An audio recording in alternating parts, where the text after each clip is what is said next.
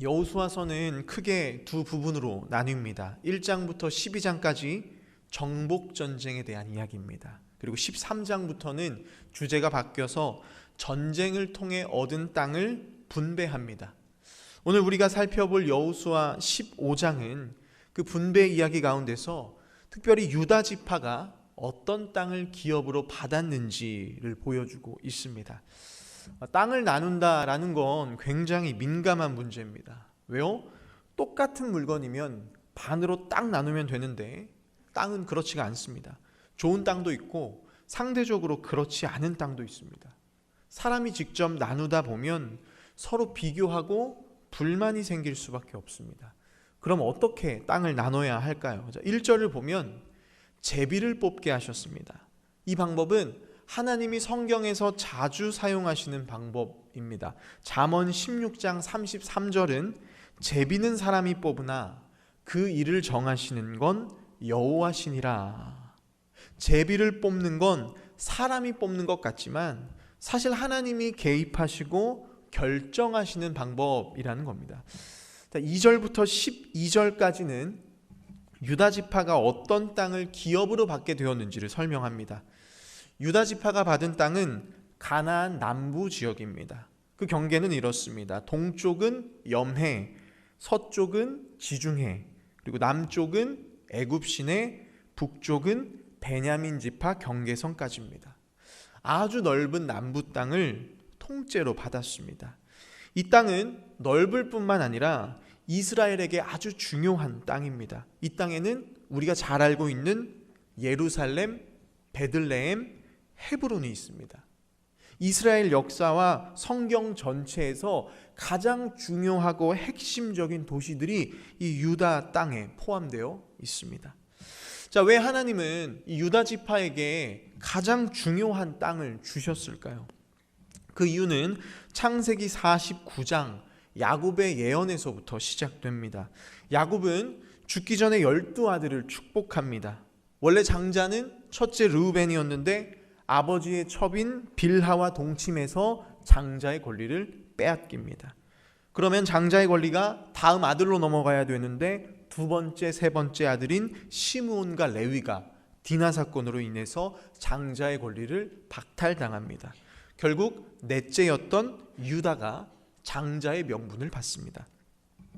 야곱은 죽기 직전 장자 유다를 향해서 이렇게 예언합니다. 유다야, 너는 내 형제들의 찬송이 될 것이다.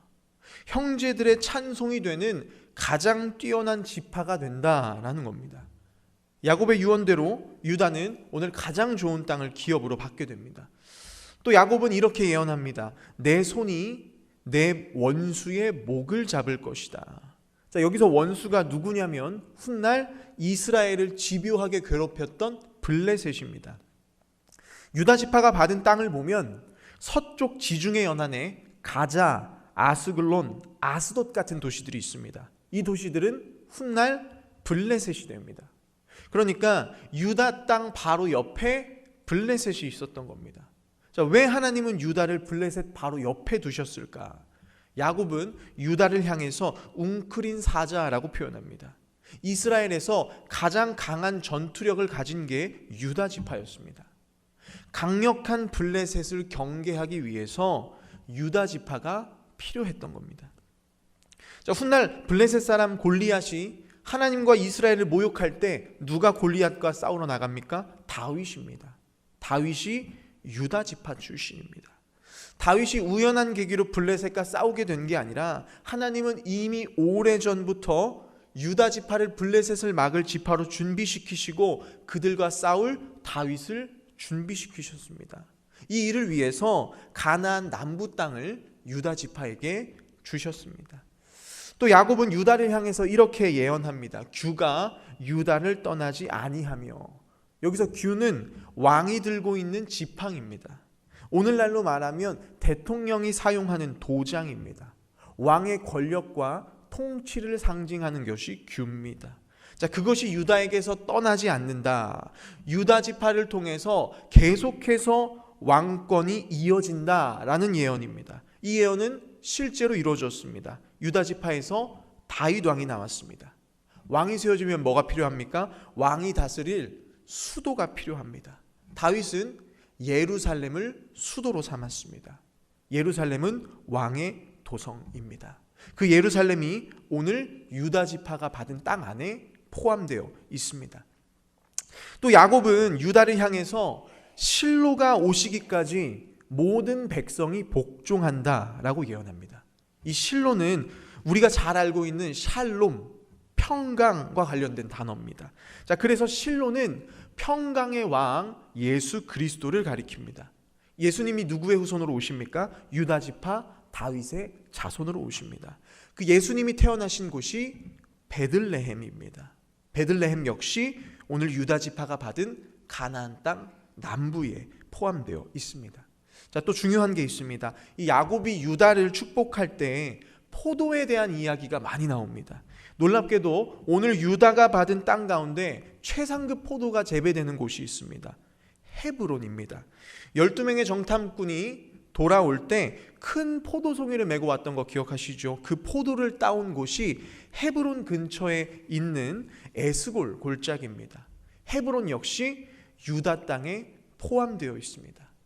야곱의 예언 속에 유다 지파가 어떤 땅을 받게 될지가 이미 예언되어 있었습니다. 자, 이것을 통해서 무엇을 알 수 있습니까? 유다 지파가 가나안 남부 땅을 받은 건 운이 좋게 제비를 잘 뽑아서 좋은 땅을 얻은 게 아니라 하나님께서 오래전부터 계획하시고 주신 땅입니다. 사람 손으로 제비를 뽑아서 땅을 나눈 것 같지만 사실 그 안에는 이스라엘을 향한 하나님의 오랜 계획이 담겨져 있었습니다. 자, 13절부터 19절까지의 말씀은 유다 지파 사람 갈렙에게 헤브론 땅을 주시는 장면입니다. 자, 왜 갈렙에게 헤브론 땅을 주셨을까요? 헤브론은 예전에 12명의 정탐꾼이 정탐을 하고 돌아왔던 땅입니다. 그들 중에 유일하게 여호수아와 갈렙만이 하나님께서 그 땅을 주실 거라고 믿음으로 고백했습니다. 하나님은 그 믿음을 귀하게 여기시고 민수기 14장에서 갈렙에게 헤브론 땅을 주시겠다라고 약속하셨습니다. 이제 그 약속이 여호수아 시대에 이루어집니다. 자, 13절을 보면 헤브론을 기럇 아르바라고 부릅니다. 자, 기럇 아르바는 아르바라는 사람의 성읍이라는 뜻입니다. 아르바는 우리가 잘 알고 있는 아낙 자손의 조상, 거인들의 대표가 되는 사람입니다. 12명의 정탐꾼이 정탐을 마치고 돌아와서 헤브론 땅에 누가 있었다고 보고합니까? 아낙 자손들이 살고 있다고 보고했습니다. 헤브론에는 강한 적들이 살고 있습니다. 앞선 11장에서 여호수아는 헤브론에 있는 아낙 자손들을 정복했습니다. 그런데 시간이 지나면서 흩어져 있던 아낙 자손들이 세력을 회복해서 다시 헤브론에 들어와서 살기 시작했던 겁니다. 갈렙은 헤브론을 얻기 위해서 다시 그들과 싸워야 했습니다. 그 중에서 15절 드빌이라는 성읍이 문제였습니다. 다른 성읍에 비해서 정복하기가 어려웠습니다. 자, 왜 드빌이 정복하기 어려운 성읍이었을까? 15절을 보면 드빌의 또 다른 이름이 기럇 세벨입니다. 이 세벨은 책이라는 뜻입니다. 그 이름처럼 드빌은 책의 도시, 가나안의 문학과 학문의 중심지이자 행정의 중심지였습니다. 이런 도시들은 보통 처음 지을 때부터 쉽게 함락되지 않게 설계합니다. 헤브론을 차지하기 위해서 갈렙은 반드시 이 성읍을 정복해야 합니다. 갈렙은 드빌을 차지하는 자에게 자신의 딸 악사를 주겠다라고 약속합니다. 자, 누가 드빌을 차지합니까? 17절 갈렙의 조카였던 온니엘입니다. 자, 온니엘은 우리가 잘 알고 있는 이스라엘의 첫 번째 사사입니다. 여호수아가 죽고 이스라엘이 우상을 섬기다가 메소포타미아 왕의 압제를 받게 될 때 이스라엘을 구원해낸 첫 번째 사사가 온니엘이었습니다. 모두가 드빌을 정복하기 두려워할 때 이 온니엘만이 담대하게 나아가서 드빌을 차지합니다. 그 공로로 갈렙의 딸 악사를 아내로 맞이하게 됩니다. 악사는 남편 온니엘과 함께 아버지 갈렙을 찾아가서 아랫셈과 윗셈을 달라라고 요청합니다. 이 윗셈과 아랫셈은 높은 지역과 낮은 지역에 있는 샘물입니다. 왜 이런 요청을 했을까? 19절을 보면 갈렙이 악사에게 준 땅이 네게브 땅입니다. 네게브는 가나안 남단에 있는 메마른 산악지대입니다. 비도 거의 오지 않고 건조해서 농사를 짓고 가축을 키우기가 어려운 땅입니다. 그 땅에서 살기 위해서는 반드시 샘물이 필요했습니다. 그래서 악사는 물의 근원을 달라고 요청하고 갈렙은 악사에게 윗셈과 아랫셈을 허락합니다. 20절부터 마지막 절까지의 말씀은 유다 지파가 받은 땅의 성읍들을 쭉 나열합니다. 총 122개의 성읍입니다. 이 도시들은 실제로 가나안 사람들이 살았던 도시입니다. 왜 이 긴 성읍들을 다 나열하셨을까? 가나안 땅을 주시겠다라는 하나님의 약속이 말로만이 아니라 실제 역사 속에 이루어졌다는 것을 알려주기 위해서 구체적으로 차지한 도시들을 나열하고 있습니다. 그래서 이 긴 도시 목록은 단순한 지리 정보가 아니라 하나님의 약속이 현실이 되었다는 것을 증명하는 역사적 기록이라고 볼 수 있습니다. 자, 여기까지만 보면 가나안 정복 이야기가 멋지게 끝나는 것처럼 보입니다. 하나님은 신실하게 약속을 지키셨고 유다 지파는 좋은 땅을 차지했습니다. 자, 그런데 마지막 63절에서 분위기가 달라집니다. 63절을 보면 유다 지파가 예루살렘에 살고 있는 여부스 사람을 쫓아내지 않았다라고 기록합니다. 이스라엘은 가나안 족속을 쫓아내라는 명령에 순종하지 않았습니다. 이 말씀은 앞으로 이스라엘에게 어떤 일이 일어날지를 미리 보여주는 복선이 됩니다. 이 이야기가 바로 다음 책 사사기의 시작점으로 이어집니다. 가나안 민족을 쫓아내지 않은 이스라엘은 그들과 섞여 살면서 우상 숭배에 빠지고 결국 하나님을 떠나 이방 민족의 압제를 받게 됩니다. 말씀을 정리합니다. 이스라엘 백성들이 제비를 뽑아서 땅을 나눌 때 누군가는 이렇게 생각했을지도 모릅니다.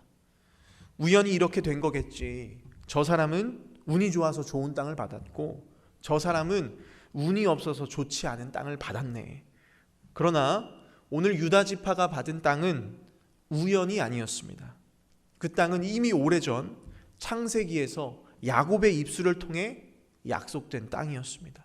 이스라엘이 세워지기도 전에 하나님은 각 지파에게 어떤 땅을 주실지를 계획하시고 여호수아 시대에 그 계획을 이루셨습니다. 오늘 우리의 삶에도 수많은 일들이 일어납니다. 때로는 이해할 수 없는 일들을 만나고 두려운 순간들이 찾아오고 왜 나에게 이런 일이 일어나는 걸까 절망할 때도 있습니다. 그때 오늘 말씀을 기억하시길 바랍니다. 하나님은 유다 지파에게 어떤 땅을 주실지 이미 오래전부터 계획하셨고 여호수아 시대에 그 약속을 정확하게 이루셨습니다. 그 하나님이 우리 한 사람 한 사람의 삶을 계획하고 계십니다. 성경은 뭐라고 이야기합니까? 하나님은 우리를 모태부터 아셨다. 창세전에 그리스도 안에서 우리를 택하셨다. 우리의 길을 인도하시는 이는 여호와시다. 하나님은 우리의 삶을 계획하시고 지금도 우리를 향한 선한 뜻을 이루어가고 계십니다. 지금은 이해되지 않고 보이지 않아도 신실하신 하나님의 약속을 신뢰하십시오. 여러분들을 향한 하나님의 계획은 절대로 실패하지 않습니다. 하나님께서 반드시 우리를 그리스도 예수의 날까지 지키시고 영원한 하나님 나라로 인도하실 줄 믿습니다. 이 약속을 신뢰하며 두려움 속에도 끝까지 믿음의 길을 걸어가시는 우리 모두가 되기를 소망합니다. 오늘 갈렙이 헤브론을 차지하는 이야기 속에는 예고편처럼 등장하는 인물이 있습니다. 이스라엘의 위대한 사사가 될 온니엘입니다. 그가 정복한 드빌은 어떤 곳이었습니까? 책의 도시입니다. 지식인들이 있고 강력한 거인들이 버티고 있는 곳입니다. 모두가 그 땅을 보며 두려워할 때 오직 온니엘만이 담대하게 나아가서 그 성을 차지했습니다. 그가 어떻게 용맹할 수 있었을까요? 그가 태어날 때부터 남달랐기 때문이 아닙니다. 그를 강하게 한 건 사랑이었습니다. 악사를 향한 사랑이 그를 강하게 했고 두려움을 이기게 만들었습니다. 여러분, 사랑은 사람을 변화시킵니다. 이런 기사를 본 적이 있습니다. 차에 깔린 아이를 살리기 위해서 엄마가 초인적인 힘으로 차를 들어 올렸다라는 겁니다. 어떻게 그런 힘이 나올 수 있었을까요? 사랑 때문입니다. 사랑은 우리를 강하게 만들고 담대하게 만듭니다. 한낱 인간의 사랑도 사람을 이렇게 변화시키는데 하나님의 사랑은 우리를 얼마나 더 강하게 만들겠습니까? 여러분, 우리는 새로운 한날을 살아갑니다. 새로움은 기대보다 두려움으로 다가오곤 합니다.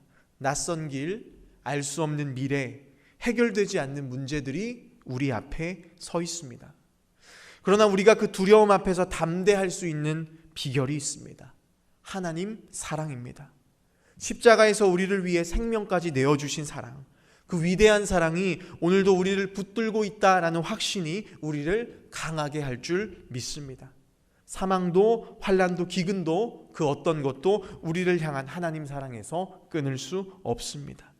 오늘 이 아침 우리 안에 두려움이 있을 수 있습니다. 가정의 문제로, 재정의 문제로, 건강의 문제로, 자녀의 문제로 그 모든 두려움을 이기게 해달라고 불같은 하나님의 사랑이 오늘 우리 안에 부어져서 각자 안에 있는 그 두려움, 그 드비를 믿음으로 정복하게 되시기를 바랍니다.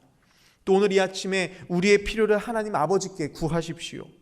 악사는 아버지 갈렙을 찾아가서 담대하게 요청했습니다.